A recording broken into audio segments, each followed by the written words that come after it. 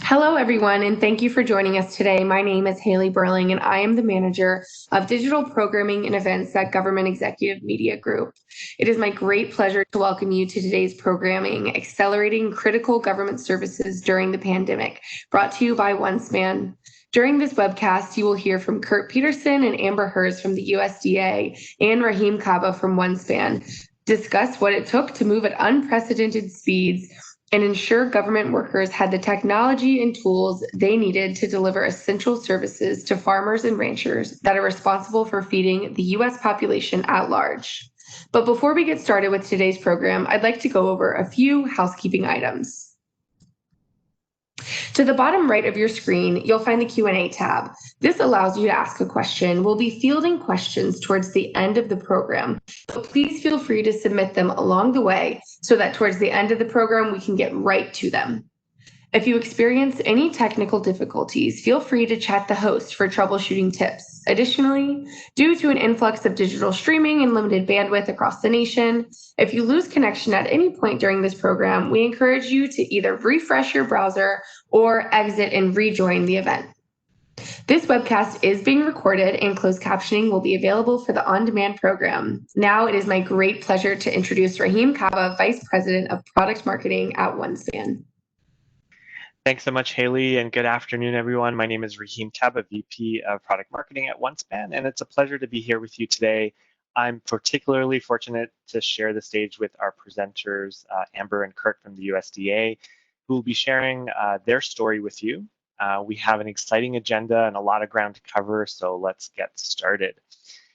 The topic today is really about how technology has played a key role in ensuring the continuity of government operations and keeping those critical services running.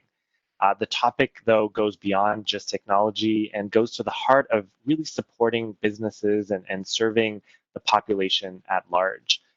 In the context of the USDA, this is about how farmers are keeping the US population nourished and fed in the thick of the pandemic. Next slide. So Kurt and Amber here will be providing a firsthand account of how they went from internal discussions to contract and implementation in an extremely short amount of time to drive the changes they needed to directly support the nation's farmers, but also to protect them from the virus because many of the traditional interactions would happen in person, face-to-face, but also to keep commerce moving at the same time. They'll share best practices, how they got buy-in from various stakeholders and the leaders across the organization, and how they went about identifying the right technology partners to bring all of this together. We'll have plenty of time at the end to take questions from the audience, so we encourage you to submit them in advance, and we look forward to having an exciting discussion. So without further ado, I'm going to pass the mic to both Amber and Kurt to kick us off. Thank you, Rahim. Next slide, please. Okay, perfect. So we started this with something really simple: do right, feed everyone. You know, the simplicity behind that: do right, feed everyone. And that was from the Secretary of Ag. A lot of what we're going to talk about today has to do with how you need specific direction, what I call a runway. I think of technology, you know, these tools a lot of times as the plane, but you need this runway of architecture and people, staff, and vision. So I thought that was a really cool way to start, because I never met Sonny Perdue, but people that have said, no, he actually means that. Like, that's what he stands for. And if you're doing the right thing for the customers, he's going to support you. So my role, I'll go a little deeper into it in a bit, but I actually work for the FPAC Business Center. So that's a new concept, makes a lot of sense because we had FSA, Farm Service Agency, Natural Resources Conservation Service, that's who Amber works for, and RMA, who works like insurance, crop insurance, those kind of things. Different technology, but we're all serving the same people. So it's frustrating for our clients. So I'm part of this kind of umbrella group that's trying to unify direction so we can do the right thing and make everything better for our farmers. Next slide, please. Okay, so I'm going to go pretty quickly on this because it's really huge that we answer your questions, and that's my favorite part of doing these, and I value your time. So if I start talking really fast about these, it's intentional. But who we are, what we do / did. So we purposely wrote that kind of goofy because you're going to see how inefficient this was. So a lot of what I'm going to talk about is from that Natural Resources Conservation Service perspective, because I used to work for them. About 10 years ago, I used to work in Aurora County, South Dakota on the left there. In Plankinton, South Dakota was a town I'd never heard of. And they said, hey, if you want a job, that's where you're going. I said, yes, please. Ended up loving it. But that's where our service center was. And you're going to hear us talk about service centers a lot. That's where customers, farmers came a lot of times to see us, talk to us, ask us questions, whatever. That's our hub. We have about 2,300 hubs across the U.S. Just want to kind of give you an idea of like the scope, the scale, and the players. So inside Plankinton, South Dakota, that service center, there's FSA, Farm Service Agency, across the hallway, and NRCS, in their perspective across the hallway. So we're going to talk a lot about hallways and digital hallways in a bit too, because once the pandemic hits, there's no hallway. So this is a really quick, true example of inefficiency. I worked in Plankinton, and towards the bottom left of that county, I had a deadline. I needed one document signed, and this person would have lost out probably like $30,000. And when I called them, they're like, "Yeah, I'm in the middle of, like it was harvest season, so like he needs to do that too because of weather coming in, whatever the case is." So no problem. Packed up, drove out there. It's about a 25, 30-minute drive. Had to find him out in the field, however long that took. And then I got a phone call from a program support assistant. She said, hey, this person who's up in the Northwest County, he also did decide to actually pursue this. So, he'll have to sign these too. Okay, good. I'm glad. So I had to drive back to Plankinton and get papers from my it's kind of an admin staff. Amber's going to talk about that position a little bit more in a minute, and then drive up to the Northwest. So not half my day's gone to get two things signed, but a good chunk. Mind you, I've got like 6 years of college, and I went to college specifically for environmental sciences, so I could do conservation as part of Natural Resources Conservation Service. So not the most effective use of my time. And you can think of that, and the dot on the right is that's just me, one dot. And we have about like 68 service centers in South Dakota. So we're all kind of zipping around getting these signatures. So not effective. But nowadays, next slide, please. And Amber, your slide. All right, can you hear me? We can. Cool. All right, so this is Amber. This is obviously a map of Nebraska, or not so obviously for some of you who aren't as good as at geography like me most of the time. And this is where I work in Nebraska in that South Platte Service Center. You can actually see my name there. And shout out to my DC, Kristen, who I think is joining us today. So Nebraska, I'm showing you this mainly because Nebraska was our first official kickoff state for some of these new solutions that we implemented to combat exactly what Kurt was just talking about. So we've always had this issue of inefficient ways to obtain signatures, and now the issue was extremely heightened with the pandemic due to our office closures and social distancing requirements. So we couldn't do face-to-face business with our customers or even be in the office as much as the nation was, experiencing. So once we had this opportunity, we went from being in the office, having our filing cabinets with all of our paperwork, jumping in the vehicle and going to get signatures, or waiting for days or weeks for our customers to come into our office to keep, servicing our nation and farmers and ranchers with subsidies and conservation and support like that, and we just couldn't do it anymore. So we went from having to use all the time and resources to do what we do to now being able to do those same things remotely with cloud storage solutions and obtaining signatures from our customers in minutes, as opposed to, driving across the county or waiting weeks for them. So it's become more efficient for the government and for our customers. Oops. I just changed the slide. Let me go back really quick. Yep, we can see it. So yeah, very appropriate day. Oh, I'm sorry, Amber. I see your map again. Nope, sorry. Yeah, I had pressed the scroll button and I shouldn't have done that. So back to this one more quick point that I was going to make. My job was actually specifically made for relieving the administrative burden on our technical folks, like Kurt was saying. he has a degree and he really wasn't utilizing it to the best of his time because he was spending so much time trying to do all these clerical duties.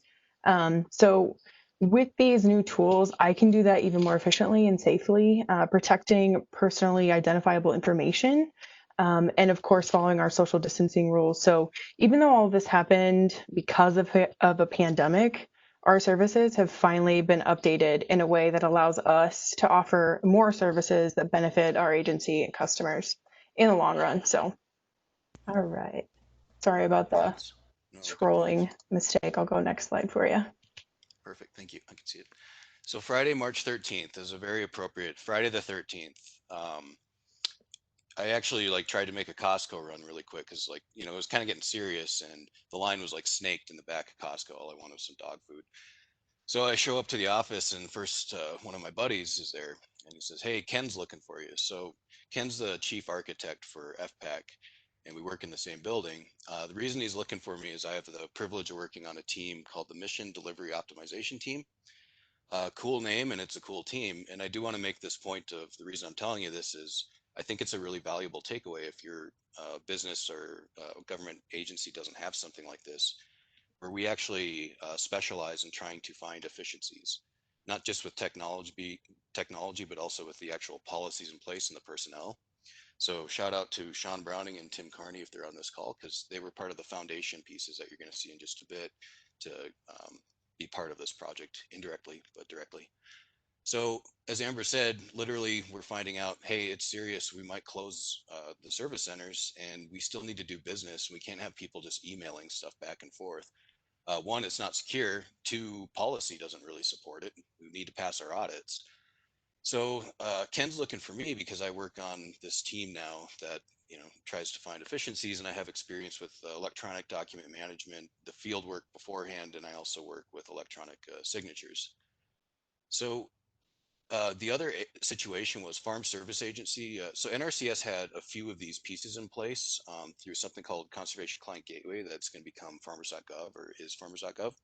So we had a piece of this in play, this being the ability to actually manage electronic records and get some digital signatures, NRCS did.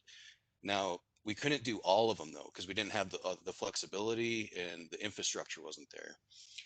We're building that, and FSA is also working on that same project, but it's going to take months to a year, however long. And we're talking, no, this might close next week. We need an answer. So the question here, and again, please bring as many questions as possible, was to us as a group of five really that kind of pulled this off. How do we protect PII, maintain commerce during these closures? And then the bonus that I want to talk about was how do you also modernize your workforce? So it wasn't to us just about checking the box to say, hey, this will work. It was about how do we do it better? Next slide, please.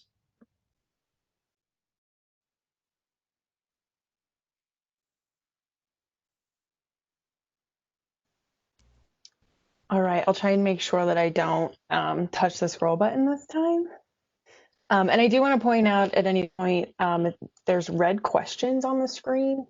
Some of those we won't answer, some of them we will, but they're kind of like questions for you to take back to your own organization, just to think about the questions, how to answer them, and how you can kind of transform them into your own questions for your own company, and just things to think about along the way as you're going through something like this. So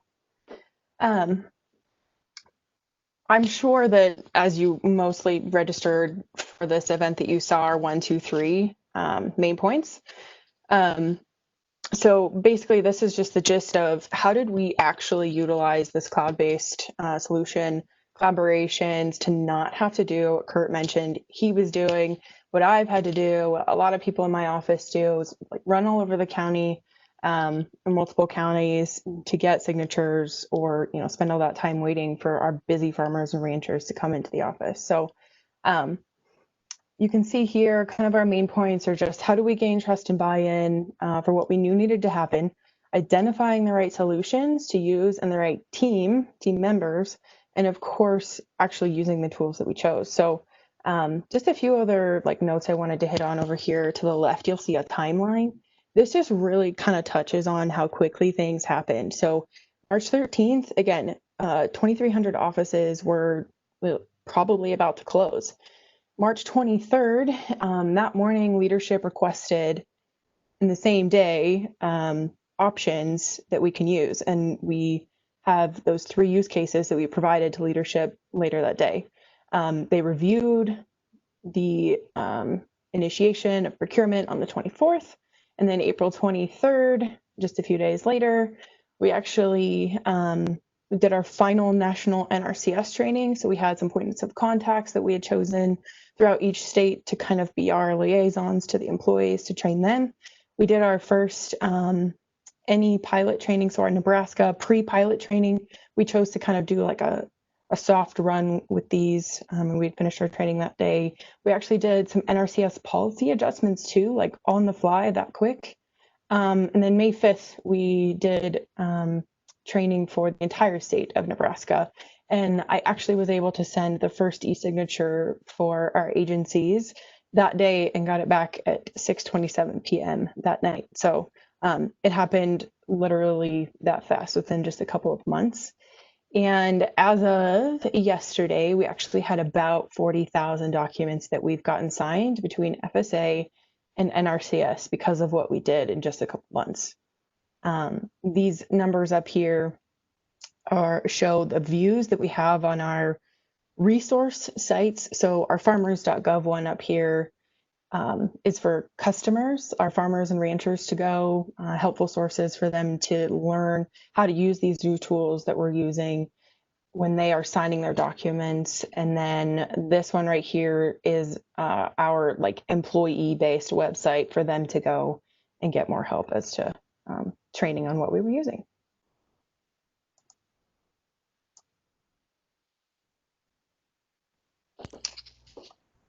Okay, this was so I'm going to pick up the pace just a touch for us here, but these are true, and you just didn't want to have too long of a PowerPoint, so I don't show you the Twitter feed. But a friend of mine who was part of what we called Team Ragtag. So when this thing kicked off, I knew I couldn't do it alone, and I sent an email to a bunch of different coworkers who are good at their job.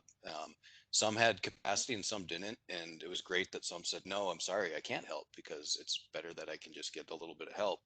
So one of my Team Ragtag members sent me this Twitter feed, and there were a bunch like these, but they're like, yeah, they had me put the forms under a rock. Again, this is real. And, a month later, a month and a half later, there was this group on Facebook that was especially for Farm Service Agency. Like they said, shout out to the national office, or this is all it is. This is what you do. This works, fabulous. So we went from that to that in that short amount of time. So just to keep the pace going here. So Friday the 13th, I told you about why I was part of that conversation. And the original, the easiest solution was to just use cloud services.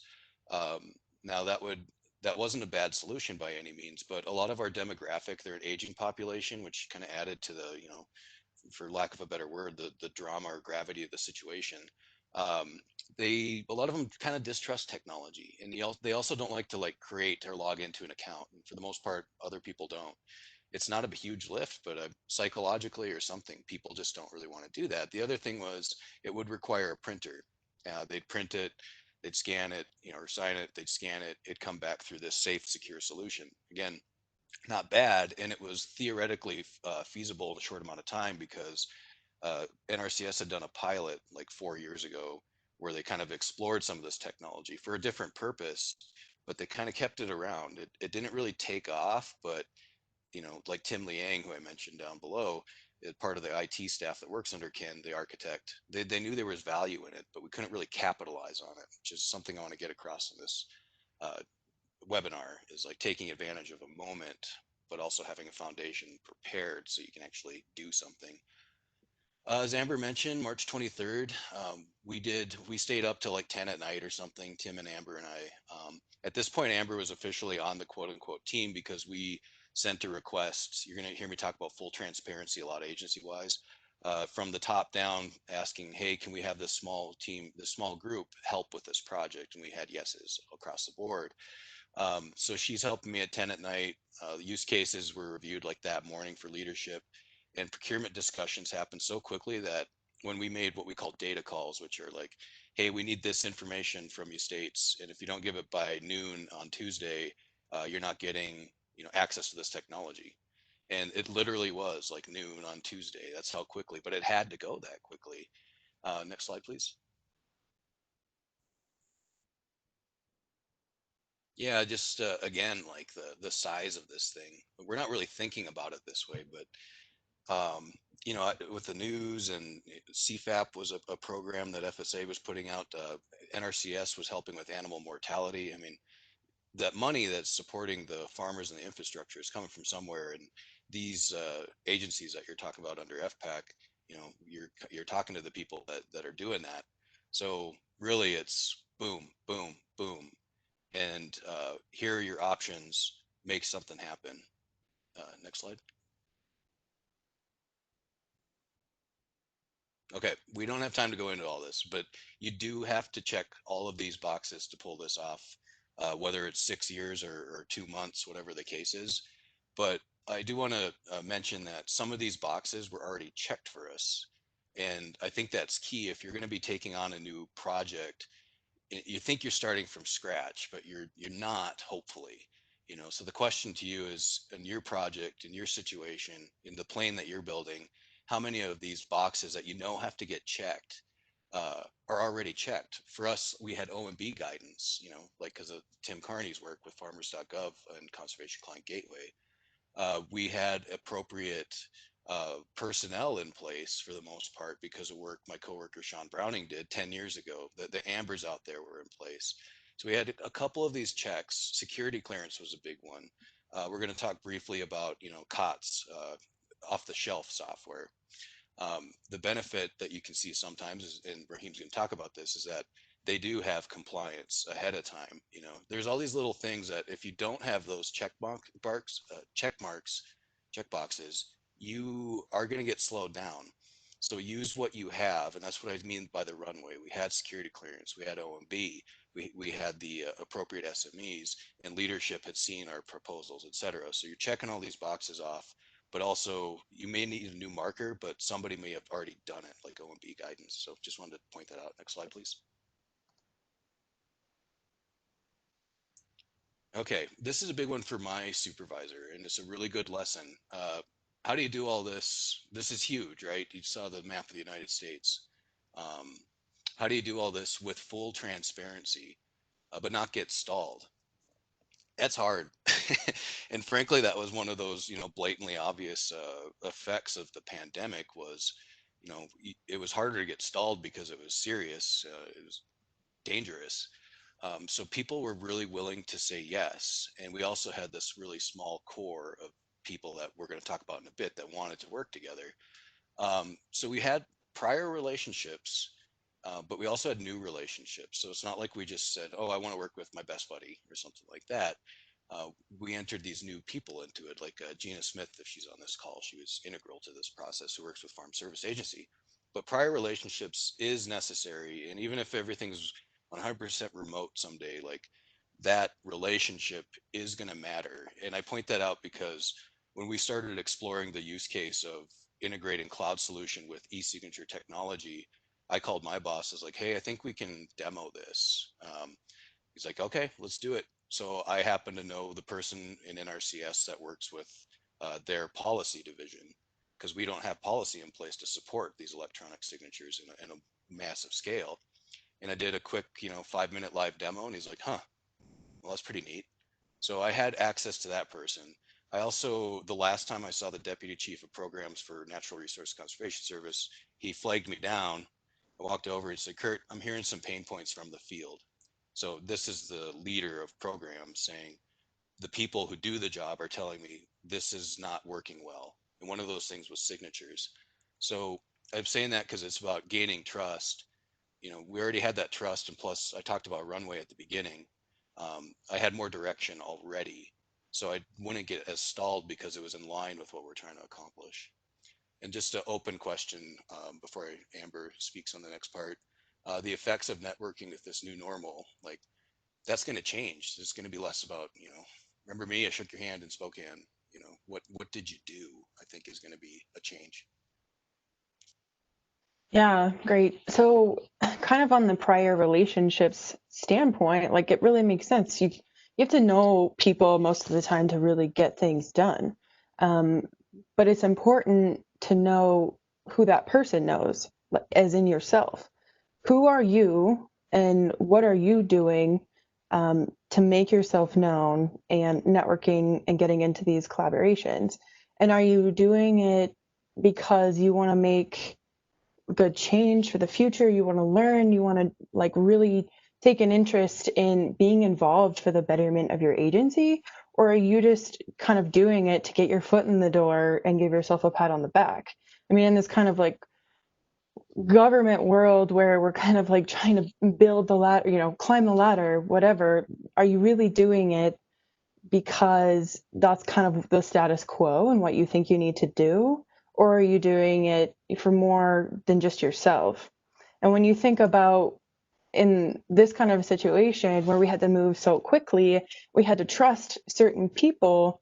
When you get to a certain place in your career and you have the opportunity to be in a situation like this, do people want you on your team? Would you want you on your team? That's something that you really have to think about when you have to form these collaborations and relationships.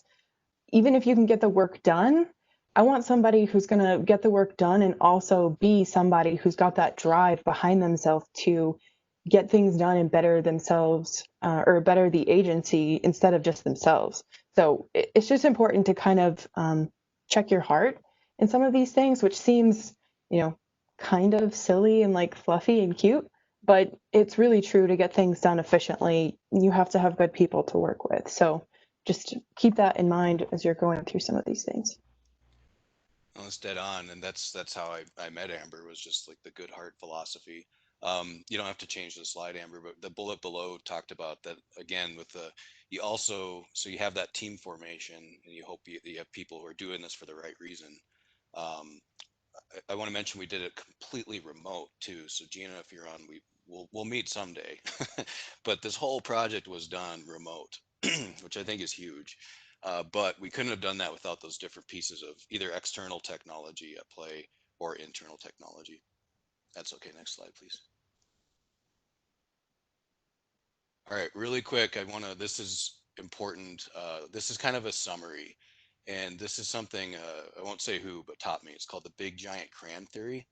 So again, we talked about you have to gain transparency, the trust, you're going to change. Well, I'm going to talk in a bit, like it's easy to come up with a solution. Well, there it is. The solution itself was clear within a week. That's because the plane I talk about, the technology, the cloud solution and e-signature, it kind of was what it was. You couldn't really mess with it.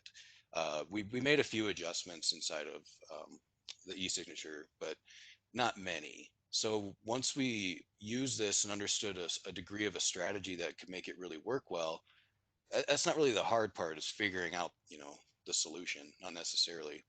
How do you actually communicate that and across all levels and actually implement it? One of the things is the big giant crayon theory. So this is, you're going to get asked suddenly in these positions, someone in leadership wants to talk to you, or someone, they want a presentation, they need it at noon. And now these are super smart people. The crayon isn't condescending. The crayon is, you don't have much time and you need to simply say what you're doing, how you're going to do it. So basically we draw out this, you're going to target for NRCS. This is FSA had an admin staff primarily, so they didn't have to distribute licenses differently than NRCS did. But NRCS had to say, we have these new admin staff in place. We want them to use this technology. So we had to, so that made sense to the NRCS guys. Okay, good. We'll use admin staff as much as possible. We're going to train, we're going to deploy these solutions based on existing government structure, governing structure. That's to say, whenever you're doing these big changes, because this is huge, this is nationwide and fast, you don't go in and toss in your gear to whatever machine that state's running. So use this gear. You ask their leadership and their point of contact, how do you do business? And what's your actual setup?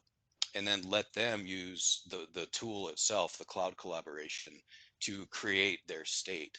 We don't have time to get into that, but if you're interested down the road, I can show you what I mean, how to create a digital state, a digital team, a county, a desk. It's a thing now. Maximizing agency policy flexibility, that was massive. Shout out to FSA, because what they did was they said, rather than making a list of 2,000 documents, we're just going to make a no-fly list and say, guys, you can do it all this way. We're going to train you on it. But there are a few, because of statute or really delicate documents, that you can't. So we could easily articulate that to staff. Just to kind of keep us flowing here, I just want to point out that you need to be able to say to leadership with the big giant crayon, I'm going to do this, this, this, and this. And sometimes literally almost draw that picture, because you might have 5 minutes to say this stuff. And if you can't draw it with the big giant crayon, you probably don't really have a plan. Also, if we had time, which we don't, we would have given you a demo of some of the stuff that we did. But if you want to see like what the farmer actually sees and how they sign like on their cell phone, check out farmers.gov/mydocs. Next slide, please.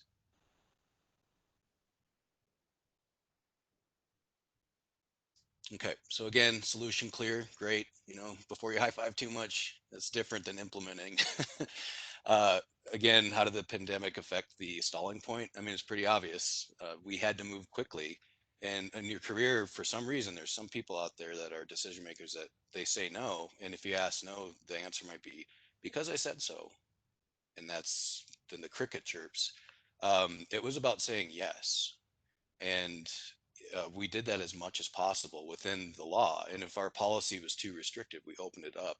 It kind of makes you wonder, like, why was it that restrictive in the first place? Why didn't we say yes before? You know, that's kind of a takeaway question. Like, are you saying no because you want to, or because we really can't? And if they say you really can't, tell me where in statute you're getting that, please, so I can pass the red face test to do the better thing. Really quickly, as well, we're doing okay on time. I do see some questions, so please keep those coming. I am looking at them in between here, and they're great, so we will get to them. View your runway. Again, the runway isn't just technology, it's your personnel staff, having the admin people in place, for instance, having that box pilot, so we knew the security clearance was there and we had an idea of how to use it, had some licenses. Um, Realistically, always ask yourself too, your new plane. So in case of our plane, it was the technology plane was e-signature cloud solution. That's your plane. What's your trajectory look like?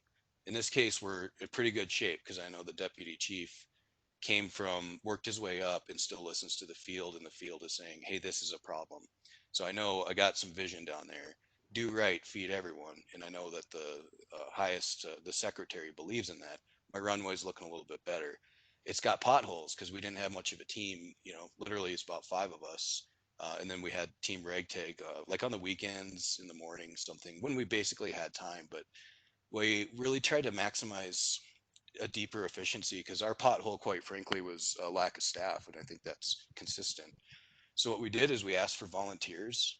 When we started doing these state trainings, we had a ton of just good people, and we said, hey, it's just a few of us. We know what we want to do and we're moving that way, but we can't do it all. So, and we got wonderful people saying, hey, I'm good at Excel. You know, we had a person that was amazing at like art, really, and a great trainer. And we started working as not just state by state. We did national trainings and then asked, hey, you guys collaborate and work together on this big vision and share your PowerPoint. You know, don't redo that PowerPoint, change your state and change a couple of the things to it. And that kind of lifted morale because they started working together. Plus they were involved, and it was such a big thing, an important thing to be involved in. And we saw some states that weren't really using their admin staff suddenly starting to use their admin staff. So even though Sean had put that piece of the runway out 10 years ago, you know, finally we actually had a plane taken off in different places because of that.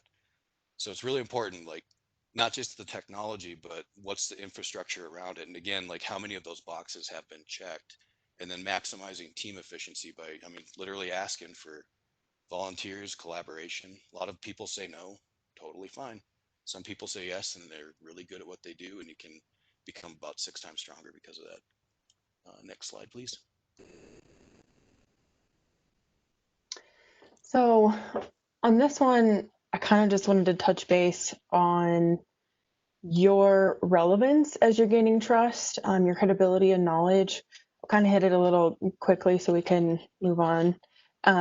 But before we could even get to, our step 2 and beyond step 2, we had to know our stuff and be able to use it. So while we're trying to give live demonstrations to leadership, we have to think about giving live demonstrations and trainings to our employees, getting resources out there for our customers.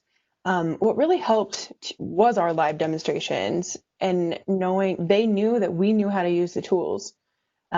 So having those one-on-one demonstrations with people to just talk to us, see what we knew really, really helped build our credibility and our knowledge in general to keep this thing moving. We had to know the products inside and out, so we knew what to look for in those, what could be problems in the future, what things we needed to address right now. If those portions of the tools were kind of customizable so we could meet the needs and also kind of reroute ourselves from any of those potholes we might run into with like loopholes in the tools or something like that. This new and improved OneSpan user interface little screen snip that I have here just kind of shows how much credibility and trust we built up. So in 2 months, we got 852 views on this training video. And that's because we gained people's trust and they knew us and we were involved in the training and getting the information out there. So it also kind of came back to we both had rural backgrounds, which gave us more credibility with our audience and our leadership because we knew what the field needed. And I work in the field, so I could come at it with that perspective, and Kurt knew what needed to happen kind of at the higher levels. So we, again, on that prior relationships in your team, we had our different strengths to come in, meet in the middle, and be able to address all of the things that we needed to. So just gaining the trust, having credibility and knowledge to get your information out there is really important. And I will go next slide. Actually, if you could stay on that one or go back to it, because a couple key things we learned from that, or I learned at least.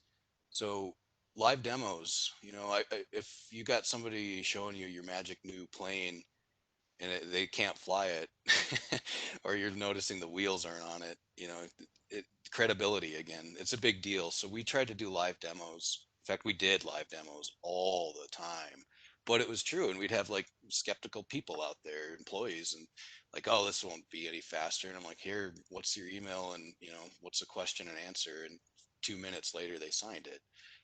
It live demos key. Like, don't tell them it works, show them it works. The other thing is this new and improved OneSpan user interface. That's a video like I did at like noon on a Saturday or something. Took me a few takes, so probably took me about a half an hour. But a lot of people saw it, and that was as much training as I needed to do because the system was intuitive enough. If you're making a War and Peace novel on your software, you're probably in trouble in terms of being intuitive, at least if your audience is really wide and varied. So I did learn there's a much faster way a lot of times to train people. Make the video, work with your public affairs people, get it out there, be consistent, and actually know what you're doing. It's a lot faster than telling people you know what you're doing and trying to make a novel. Okay, next slide, please. Yeah, it did help too to do the videos in-house, coworker to coworker. They kind of knew us. People saw people, and they didn't have to go to a help desk or something. So that was really, really crucial for us. But huge point. Yeah, we did have a help desk, quote unquote, and it was just like us, literally, like a help desk going to go to. And we did on that last note to that, because I do want you to take this away. Don't forget, technology is progressing. We just don't necessarily use it. I wasn't effectively using those video recordings for my training. I could, and in the future, I could have. I didn't think about it. Now I am. And we had people call us, and it's like they knew us. They'd see our faces on it or whatever. They'd be like, oh, I actually clicked the buttons with you and I clicked pause. It's neat to meet you guys. It's just neat. So another tool at your disposal, something to think about to maximize your efficiency. Just because Amber, we're going to have to kind of cook through this because we do have a few questions, but I do want to say this is just some general advice that's helped me like get to a position that I guess I'm in. My dad always said this: do your time, work your way. You may have the solution, probably do. You got the experience, he called it like hot shot syndrome. So be careful of that one and do your time. Act quickly or quick, be succinct. like I said, the big giant crayon theory. They're smart people, but they don't have a lot of time, and you need to know what you're going to say, and you need to know who you're speaking for. In that case, it's for our clients and for our people in those service centers. Same with the who your audience really ties into that too. Next slide, please. Okay. Um, just because we're running out of time, I'm going to keep us moving. I do want to point out that don't reinvent the wheel, realign it. Again, working as a bunch of different trainers coming together instead of training this state or flying to that state to that state. It was a national online collaboration piece. And imagine how much money alone that saved. Amber, unless you have something else you want to have to hit on this one. I just want to condense it really quick. The point that says, will people help you and go the extra mile if it's the right thing to do, and kind of the backbone concept? Don't be afraid to ask for different representatives to work with. Know where your company is going to meet your agency's needs. Identifying the right partners is so key, because you can't keep getting bogged down with, those help desks or people that won't take your call right away. If there's something that needs to get done, or, you just need to work effectively, find those people, ask for those people. So I just want to point that out, as that was huge for us in this process. So.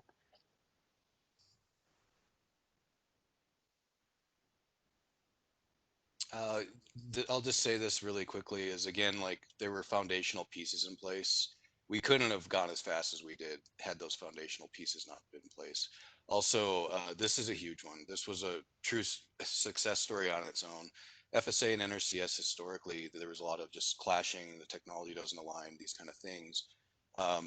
That wasn't what we wanted to do. We wanted to say, hey, this is what we need to do.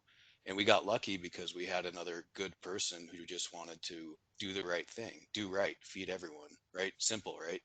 Yet it's not. It's a lot of times you're going to have, what I call tribalism. This project didn't suffer from that. We just wanted to do the right thing. Next slide. Yeah, so on this one, it's kind of this 90-10 rule. When you're thinking about the solutions that you're implementing, does it cover 90% of your use cases? And if one tool doesn't, is this tool integrated? Does it have API that you can use to talk to other systems? So how readily integrated is this tool to use with other tools? And how long does it take for you to get those results that you can clearly articulate and what the result is? So it's just important to not get stuck on one tool. If you, like us, we had the one tool and it just didn't quite meet our needs. So luckily it was readily integrated with OneSpan, and we could move forward with two options now that covered a multitude of, our problems that we were facing now, being in this new remote world where we couldn't do business as usual. So it is, really important to just know the limits of your tool, and if you need more. And limits aren't a bad thing, is what I'm going to quickly say about this, because there's a syndrome of, oh, what if, or can it also do that? Because we were put into this, limitation of out of the box software. Originally, normally as a software person, you're working on that stuff, it's like, oh man, I can't do that. I can't do that. I can't. That was actually a benefit. This is what it does. Hey, everybody else, we trained them, don't click those buttons. Just click these buttons and you're going to get what you need. And that actually made it a lot simpler. So make it a tool, not a toy. Next slide, please. Real quick, something if we have time to talk about later, how do you scale success? It was a great question I got when I was talking to a coworker. Like, how do you take these things that were pushed by the pandemic and scale them down to non-pandemic times? For the leaders on this call, this is kind of what this slide for. Amber will have a slide coming up right after it, and then it'll be yours, Raheem. Vision, trust, support. It's true. You need to step up, listen to your folks like Jimmy Bramblett did. He listened to his people and then waved me down and planted the seed of, hey, I don't know how or what, but we need to do this, because he waved me down, and he listened to the right people. I don't want this. Our people need this. Also, as Amber said, we would not have done this presentation had we not worked with really good people, with Tony, as you're going to see in a bit, and Francois and others. Take care of your people first, because some folks will still treat you like a help desk and a robot, even during a pandemic. These people did not, and they did answer the proverbial bat phone, which there's a whole nother course on using what I call the bat phone. But don't overuse the bat phone, but you got to find that bat phone, because every now and then you got to call Tim Liang on the weekend to keep things rolling on Monday. Next slide, please. So on this slide, while the webinar is mostly about like how to accelerate business processes, we really we want to recognize the people that it takes to accelerate those processes and innovate, keep those things moving. And we all have to start somewhere. So I know that there are some people on this call who are in a similar position as myself. I'm in GS7 and I work, field office level, which is wonderful. I love being in this position. And I just want people to know, like, I was able to help train nationally and we helped do this thing. And because I'm more than a GS level. So I want other people to know, like, you're more than just your GS level. And I know that even people that were registering for this event have the option to choose their GS level. That's just a statistic, really. Like, it doesn't define who you are. And you don't have to be in a leadership position or hold a certain GS level to still be a leader. And it's important to offer your time to grow and do right. Just so you have your voice out there. I mean, don't just take on something, just because. Be authentic with where you want to go and what you want to do. And just don't be afraid to be open with, the leadership of your company, other people that you can learn from in different positions in your organization. I mean, the only reason I'm here is because I had a collateral duty that I just wanted to do, and it led me here. So it's just been a great opportunity. And I know a lot of people get in that rut of to make it in this certain world, you have to do X, Y, Z. And it's just not true. I mean, you just have to start somewhere and know that you're more than just a GS level. All right, Raheem. Awesome. Awesome. Thanks so much, Amber. Thanks so much, Kurt. Just a fantastic story. And Amber, that last bit there, super powerful message. So thank you for sharing that with the audience.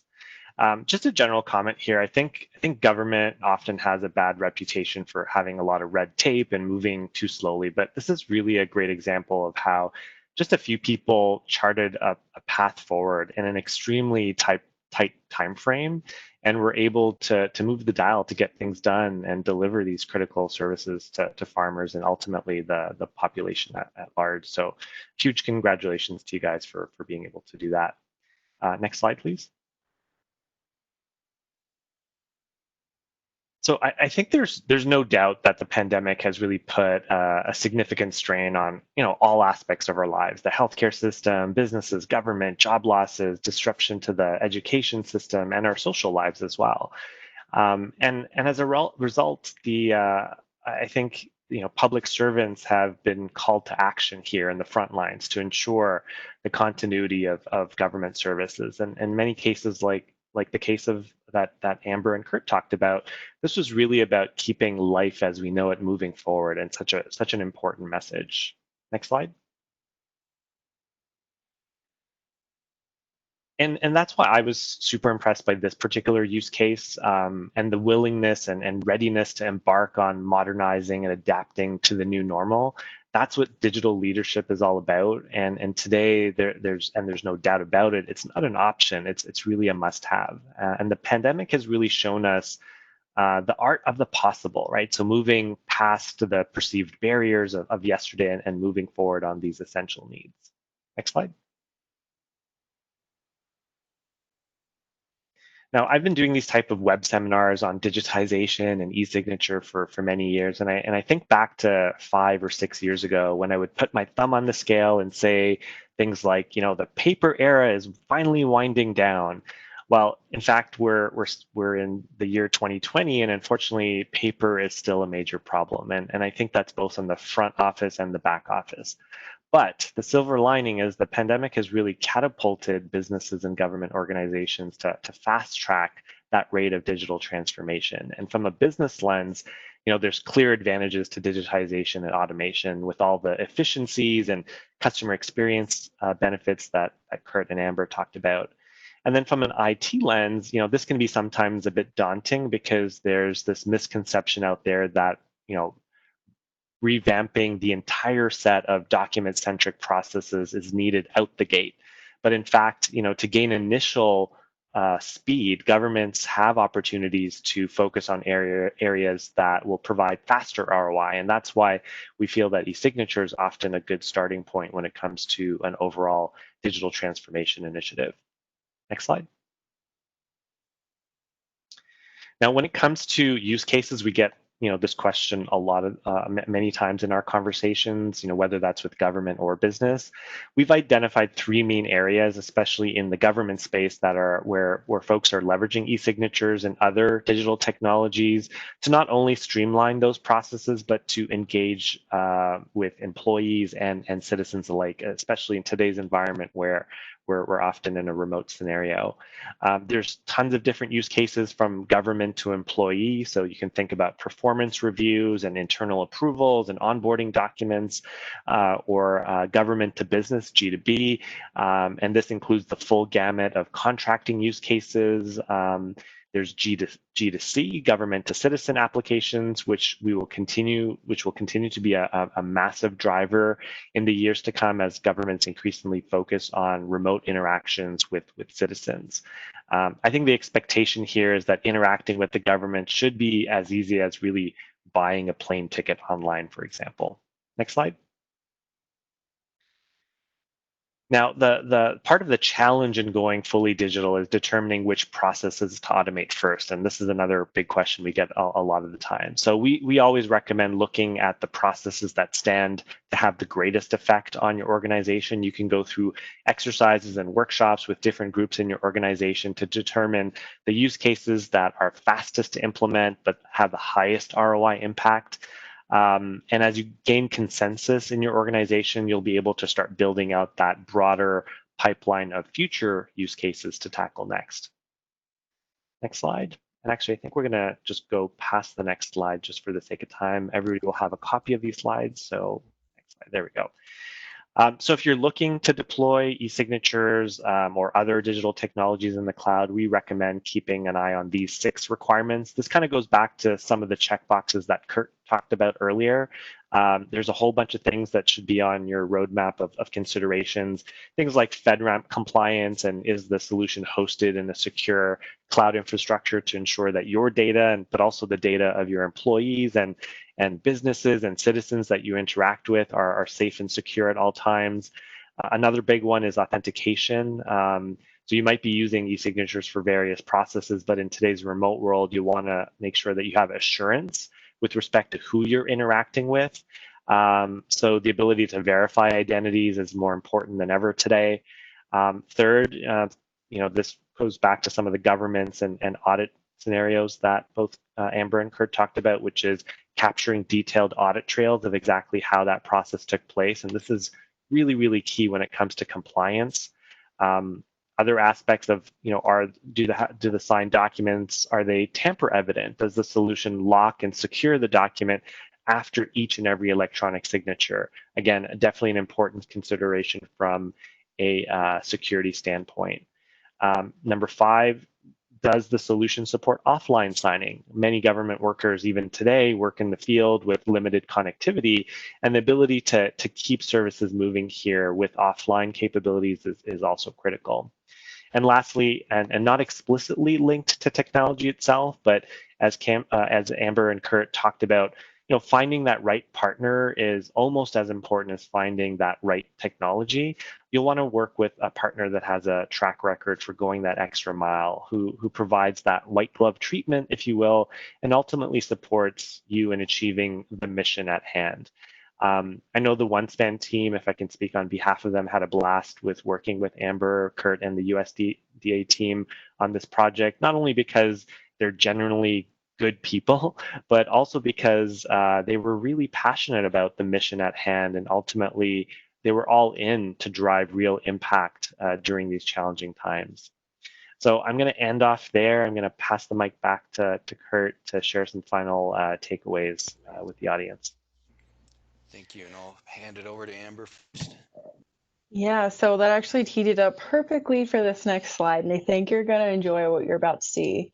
So this slide might look a little bit goofy, but the screenshot over here from Francois and Tony was literally during one of our meetings, and it was fun. So at the end of the day, what really matters most are the people that we worked with. And we didn't get to talk exclusively about, how big does your team really need to be? We talked a little bit about not being afraid to customize your team if you can, externally and internally. Just as we looked back on this, the people were the most important part of this. We needed the technology, obviously, but the people were the ones that had to put it in place. And it was just so cool, the diversity that we didn't realize we had until the end of this. During it, we were just working together because it was the right thing to do, and none of us really noticed who we were or, our social stance and all these things. And I'll let Kurt talk a little bit more about it, but it's something that's that we're both so passionate about. While the tools are important, just realize that we're the ones doing this job, and you have to work with other people to do this too. So just keep it in mind, self-check yourself, where's your heart at too, and build a team that just gets things done. Kurt? Tools are soulless, is what I want to say about them. They can be really powerful, but they don't have the soul. It's your people and your soul as you go about it. So yeah, it was extremely powerful because, retrospectively, is all ages, genders, nationalities, religions, other, sexual orientations. We never thought about that. And then looking back on it, it's like, oh, there's all this. And it was all it's about, though, is just taking care of each other. So on to questions. But thank you.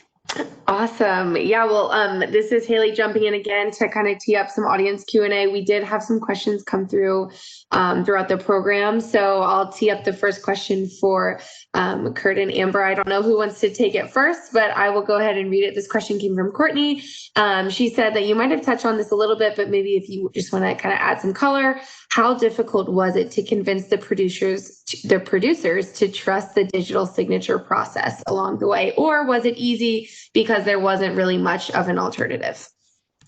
It was an Amber, please add on afterwards, but it's still convincing people. But the biggest thing was showing how simple it is, and that they didn't have to sign into anything, because as I said, it's like an older generation for the most part, but they're still getting modern because, again, they have to, like, to keep up, you have to have that computer. So if we could actually show you just kind of need your email and it's really fast, we got people that way too. And also, not everybody's in the aging demographic, and also we had an employee that was in her 70s that could pick this up and use it right away. So the ease of use is important. And also, recognizing that even if they're 80, whatever, if they had an email and they want to use it, and then having a good discussion with them. Like, we actually wrote a script so we could talk to people. Hey, you have these options. Would you like to use them? And if they wanted to, if they weren't sure about it, we would send them a recorded YouTube video that we did on farmers.gov/mydocs to actually witness what it was if they weren't comfortable yet. Amber? Yeah, I mean, you hit on most of the main points. It wasn't too difficult in our own office, I wouldn't say, but people just were so used to being able to come into the office. They just kind of liked coming into the office. So that was the only thing. Like, we just kind of had to write cards sometimes and be like, well, we just can't do that right now. And then they're like, oh, okay. And then once you do, just have that, again, transparent conversation, step by step. You're just going to have to do this. And it's super simple. You don't need to have a login or anything. That was the selling point. Really, it was like they just get an email, click a button, and then just kind of keep clicking, and that's it. They didn't have to have a login, password, that kind of stuff. That was one of the pain points for our customers in the past. So that was huge.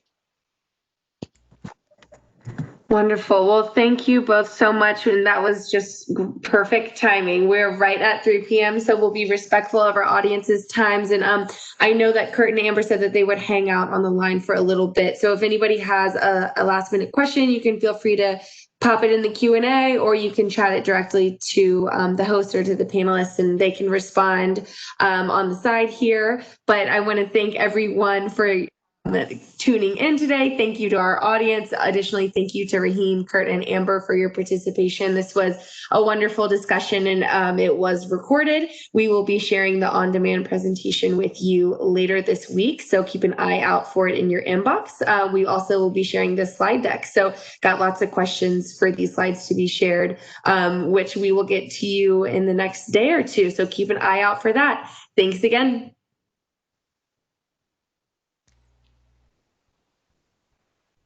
Right at 1 o'clock. I do see we just got one question, actually. Sweet. What is it? What BCDR, business continuity, challenges are anticipated post-COVID-19 with the new cloud XaaS services? Well, I might need clarification, Perry, and thank you for joining, truly. One of the challenges we had with using the cloud services was limiting it. You don't want people to be afraid of a new option, so we really made it as simple as possible. Like, there's like one app that you use from it.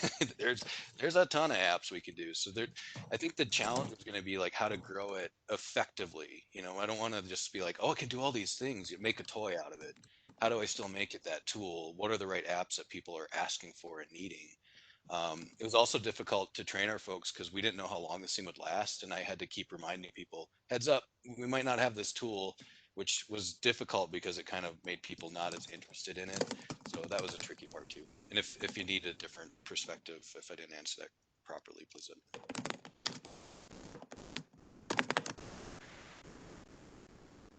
know. Haley, were there any other questions? It looked like there might have been, but that was all the questions from our audience members. So let me just make sure that I'm not missing any. Let me just take a quick look. And feel free, audience members. I know looks like we still have about 36 people in. So if you have questions, feel free to drop them in or chat them to us. We've got a lot of great panels. A question we could answer is like who really owned this project and was responsible for keeping the ball moving, as we were talking about teams and how do you keep things from stalling out, like how does that person get established or what do they do? Yeah, I think that would be super beneficial. If you just want to speak to that a little bit for those, we still have a fair amount of people left on the call. So I think speaking to that would be a great idea, Amber. Kurt, I think you're the one to kind of handle that question, but I think it's a really important question to answer.